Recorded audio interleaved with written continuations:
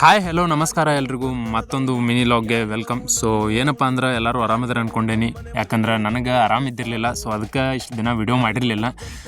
ಸ್ವಲ್ಪ personal work ಇಂತು, ಅದಕ್ಕೆ video ಮಾಡೋಕ್ಕಾಗಿರಲಿಲ್ಲ. ಇನ್ನು ಮುಂದೆ ಸ್ವಲ್ಪ ವಿಡಿಯೋ ಕಡೆನೂ ಗಮನ ಕೊಡ್ತೀನಿ, ಆದಷ್ಟು ವಿಡಿಯೋ ಮಾಡ್ತಾ ಇರ್ತೀನಿ. ಮತ್ತು ಸ್ವಲ್ಪ ನಂಗೆ ಆರಾಮಿರಲಿಲ್ಲ ಅಂತಲೇ ಡಾಕ್ಟ್ರ್ ಹೆಲ್ತ್ ಬಗ್ಗೆ ಸ್ವಲ್ಪ ಕೇರ್ ಮಾಡ್ಕೊಂಡಿರು. ಸೊ ಅದಕ್ಕೆ ಸ್ವಲ್ಪ ಜಿಮ್ಗೆ ಹೋಗಕ್ಕೆ ಟೈಮ್ ಇಲ್ಲ ಅಂತ ನಾ ಮನ್ಯಾಗನ ಸ್ವಲ್ಪ ಬೆಳಿಗ್ಗೆ ವರ್ಕೌಟ್ ಮಾಡ್ತೀನಿ.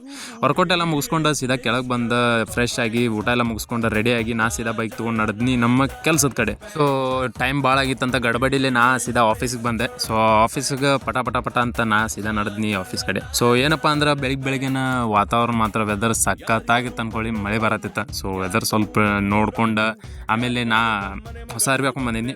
ಫಿಟ್ ಚೆಕ್ ಮಾಡ್ಕೊಂಡು ಹೆಂಗೈತಿ ಅಂತ ಕಮೆಂಟ್ ಮಾಡಿ. ಸೊ ಭಾಳ ಲೇಟ್ ಆಗಿತ್ತಂತ ಸೀದಾ ಆಫೀಸಿಗೆ ಬಂದೆ. ಆಫೀಸಿಗೆ ಬಂದ ಸೀದಾ ನಾ ಕಂಪ್ಯೂಟರ್ ಮುಂದೆ ಕೂತ ಲಾಗಿನ್ ಆದ್ನಿ. ಸೊ ಇನ್ನು ಲಾಗಿನ್ ಆದ್ರೆ ಮುಗೀತಲ್ಲ, ಸಂಜೆ ಮಠ ಬರೀ ಕೆಲಸ ಇರ್ತೈತಿ.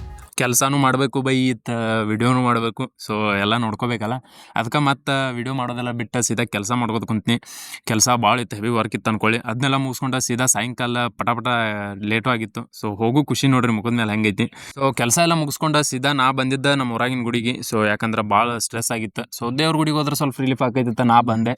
ಸೊ ದೇವ್ರ ಗುಡಿಗೆ ಬಂದ ದೇವ್ರಿಗೆ ನಮಸ್ಕಾರ ಮಾಡಿ ಸೀದಾ ಮನೆಗೆ ಬಂದೆ. ಮನೆಗೆ ಬಂದು ನೋಡ್ತೀನಿ ಏನೋ ಒಂದು ಪಾರ್ಸಲ್ ಬಂದಿತ್ತು ಸ್ಪೋರ್ಟ್ಸ್ ಯಂತ್ರ. ಅದನ್ನ ಚೆಕ್ ಮಾಡ್ಕೊಂಡು ಆಮೇಲೆ ನಾ ಸೀದಾ ಸಂಜೆಗೆ ವಿಡಿಯೋಗೆ ಮಾಡ್ಕೋತ ಕೂತ್ನಿ. ಸೊ ಇವತ್ತಿಗೆ ಇಷ್ಟೇ, ಮತ್ತೆ ಮುಂದಿನ ವಿಡಿಯೋ ಸಿಗ್ತೀನಿ. ಅಲ್ಲಿವರೆಗೂ ಟೇಕ್ ಕೇರ್.